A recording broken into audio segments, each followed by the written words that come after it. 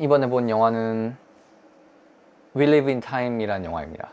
그래서 남자 주인공은 앤드류 가필드가 토비아스 역을 연기했고요. 여자 주인공은 플로렌스 퓨가 알무트 역을 연기했습니다. 영화 자체는 되게 짧고 가볍게 볼 수 있을 만한 로맨스 가족 영화입니다. 조금 노출씬이 있긴 한데 그렇게 막 선정적이다라는 느낌은 안 들었어요. 그냥 사랑하는 남녀의 모습처럼 느껴져서 부담 없이 볼 수 있었고요. 영화는 이제 남녀가 우연한 계기로 만나게 되면서 이제 시작을 합니다. 그래서 여자 주인공 알무트가 남자 주인공 토비아스를 차로 치면서 이제 우연하게 만나게 되거든요.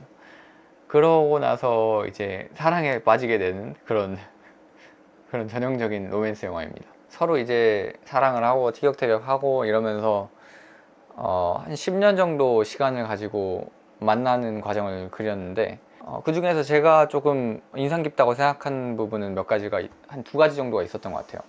첫 번째는 초반 썸 단계? 썸이라기에는 좀 관계가 많이 진전된 것 같긴 한데 썸 단계에서 남자는 아이를 원하고 여자는 이제 아이를 갖고 싶지 않다라는 얘기를 합니다. 그 단계에서 이제 좀 심한 말을 하면서 둘은 이제 멀어지게 돼요. 근데 이걸 어떻게 좁히냐면 남자가 아이를 갖고 싶어 하는 거는 미래의 일이니까 지금 현재에 신경 쓰자 이런 얘기를 하면서 이제 화해 요청을 합니다. 약간 제목이 We Live in Time 이라서 그런 의미인 것 같기도 해요. 그러니까 미래를 보고 사는 게 아니고 그냥 지금 현재가 중요하니까 미래의 일은 미래로 좀 미뤄두고 지금은 지금이 좋으니까 일단 만나보자 이런 느낌. 근데 또 놀라운 게 그렇게 가치관이 달라가지고 헤어질 뻔 하다가 남자가 이제 좀 한 수 접고 들어가서 다시 만나게 되는데 결국에는 이제 서로 만나는 게 좋고 뭐 이렇게 사랑하다 보니까 여자가 이제 마음을 열게 됩니다.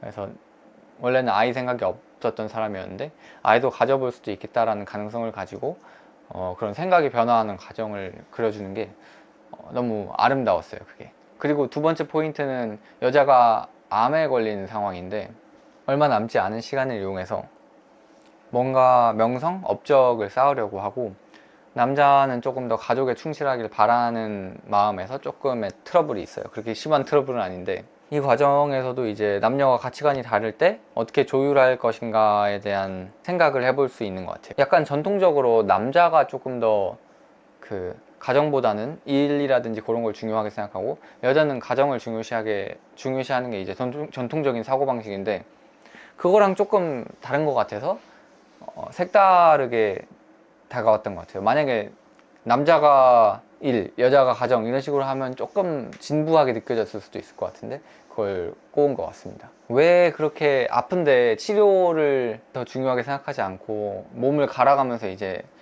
그 대회 준비를 하고 막 그렇게 하거든요. 근데 여자는 어떤 얘기를 하냐면은 내가 죽고 나서 단지 누군가의 죽은 엄마로 기억되기가 싫다고 해요. 뭔가 타이틀이라든지 명성 같은 게 있었으면 좋겠다고 생각을 하는 것 같아요. 근데 양쪽의 입장 다 충분히 합리적이고 서로 추구하는 가치가 다른 거니까 옳다 그르다가 아니고 가치관의 차이인 것 같아서 되게 생각해 봄직한 그런 주제인 것 같아요. 내가 인생에서 어떤 거를 더 중요하게 생각하는가? 가정인가? 아니면은 내가 죽고 나서 남을 무언가 명성인가? 그런 게 참 재밌는 메시지인 것 같아요.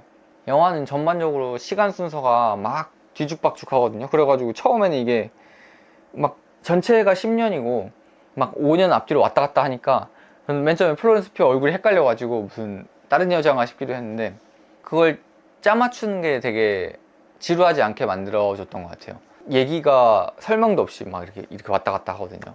근데 저는 단순히 재미라고 생각을 했는데 나중에 다른 평론가 얘기를 들어보니까 우리가 그 과거를 기억할 때 시간 순으로 기억하지 않듯이 이렇게 단편적으로 뭔가 에피소드별로 기억을 하지 않느냐 그런 걸 표현한 것일 것이다 라고 했는데 그게 되게 일리 있다고 생각했어요. 왜냐면은 마지막에 이제 어머니와 이제 빠이빠이 이별을 하고 나서 아버지가 어머니 얘기를 하는 그런 장면이 나오거든요. 근데 그렇게 어머니 얘기를 할 때 순간순간별로 얘기를 하지 처음부터 쭉 시간 순서대로 얘기하지 않잖아요. 그래서 마치 이 영화가 어떤 한 여자, 어떤 한 가정의 그 일생을 그냥 두서없이 막 이렇게 나열해 놓은 것 같은 느낌을 받았어요. 제목과도 조금 연관이 있는 것 같고, 그래서 그게 참 이렇게 왔다 갔다 하는 시간이 왔다 갔다 하는 게 참 특징적이었다. 한 번 더 보면 그게 더 잘 와닿을 테니까 더 재밌을 것 같기도 하고요. 영화 자체가 되게 재밌는 물음을 많이 던져주는 것 같았어요. 예를 들면 제가 느낀 거는 정말 매력적인 이성을 만났을 때 내가 중요하다고 생각하는 가치관을 어디까지 포기할 수 있을 것인가. 영화에서 예로 든 것처럼 그 출산이라든지 아니면 커리어적인 거라든지 그런 것을 내가 사랑하는 사람을 위해서 얼마나 많이 포기할 수 있을 것인가, 이런 물음을 던지는 것 같은데, 그게 참 의미가 있는 것 같아요. 생각할 만한 거리를 던져주는 게 좋은 영화라고 생각을 하고요.